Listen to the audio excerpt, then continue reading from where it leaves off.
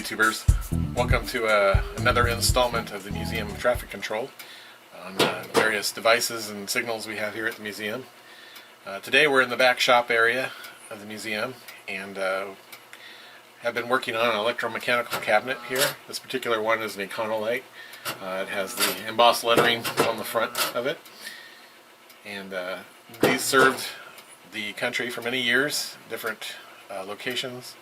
It's a pre-timed controller, which means you set the timing and let it go, so to speak. It just runs back and forth until the time clock kicks in, which is usually mounted on the door to put it into night flash, which was a flashing red or flashing yellow-red. These were served very well from the early 30s, 40s, all the way to the almost the present day. Many of these now have been retired. But what I'd like to do is show you the inside and what makes this guy work. So let's open it up and show you the guts.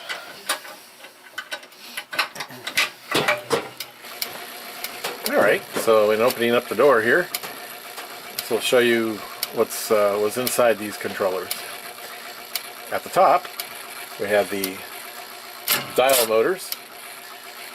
On the most simplest of these, there was usually just one. On the Econolite controller, it was located in the middle. On the Eagle and some of the others, it was located on the left side. This would be the default timer, the one that was run when none of the other ones were engaged. For a typical isolated intersection, there would be this single dial. It could be set with the gears inside, which I can show you here in a little bit, to different gear ratios. And depending on the gear ratio, it would give you the timing. Okay, here's a close-up of the dial. I don't know if you can see it or not. I'll come in a little bit closer, but typically right here in this little window would show you what it's set up for, which in this case was a 60-second cycle. And the dial goes around. It has different keys located here. And the keys cause the intervals to change. Every time a contact is made, I'll pull this drawer out here. I'll get this out of the way.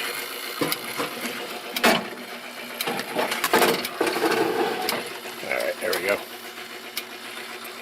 Every time a contact is made, I'll cause this magnet to engage, which pulls this ratchet up and down, engages and releases, and that causes these little, from this side here, little cams to rotate. Every time a cam rotates, it makes or breaks a contact, which represents a lamp on the traffic signal. So by having the fingers of the cam installed, it pushes the contact away, and where the cam is broken out, it engages. So you can watch these little contacts get pushed away or released to make contact. And that causes the different color changes.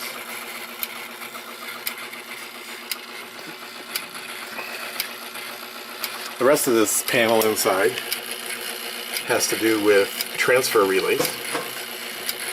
Put this back up and show you how that works.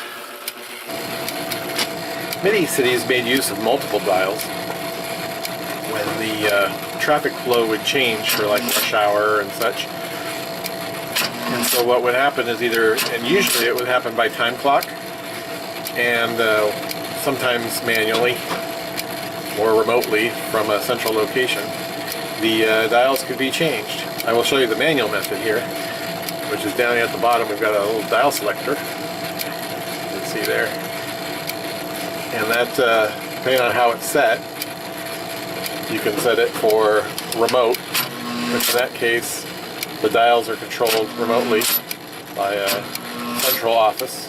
Time switch, which would be normally mounted on the door, time switches to engage the dials, or manual override, which we have 3, 1, and 2.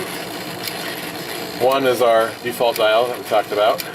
But by flipping over to 2, we have now engaged a latching relay, which is what this left one is. The right is not used, that is a jumper plug in it.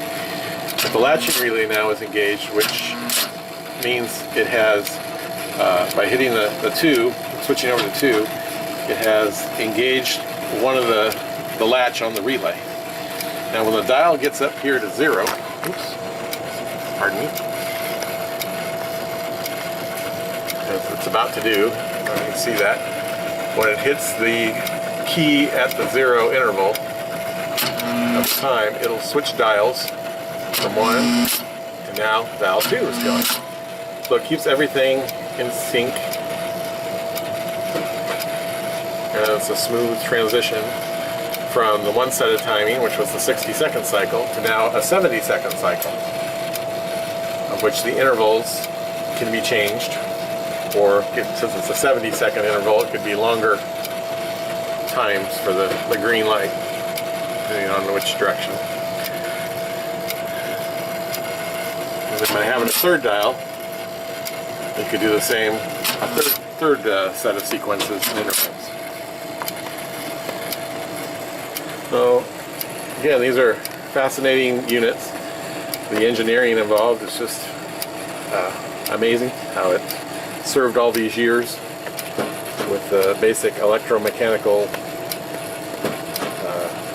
devices. And now with modern day electronics, many of these have been replaced with solid state and processors and all that. Anyway, so that's the tour of that. The only other things in this cabinet, we have a couple of flash relays here and a flasher, which is a mechanical flasher.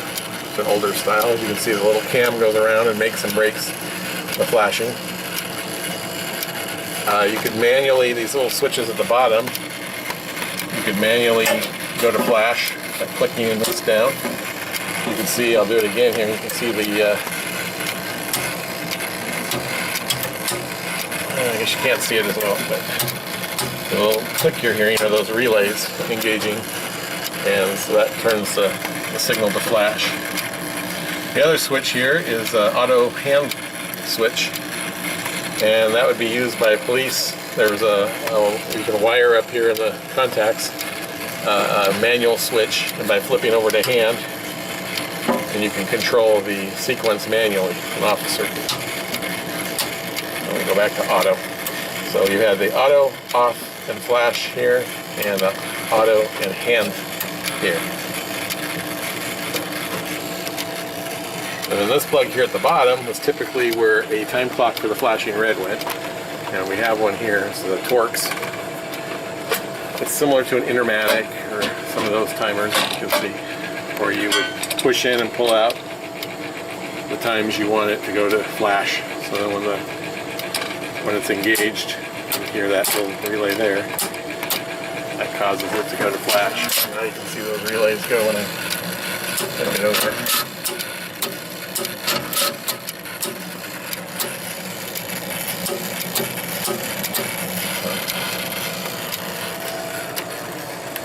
All in all, a pretty amazing device. The only problems they would have with these, everything was pretty self-lubricating and would last well, was sometimes cold weather would get to them. Get a little sticky and cold. So some cabinets, they would mount a light bulb, usually on the left or right side, and that would create enough heat in the cabinet to keep things running. Well, I hope you enjoyed this tour of the Econolite electromechanical controller. As you can see, it's a pretty fascinating device. It's complex in one way and simple in another. And just fascinating how it was used so many years. Please leave me a comment in the comment section below. Like and subscribe. And we'll catch you next time on my channel here.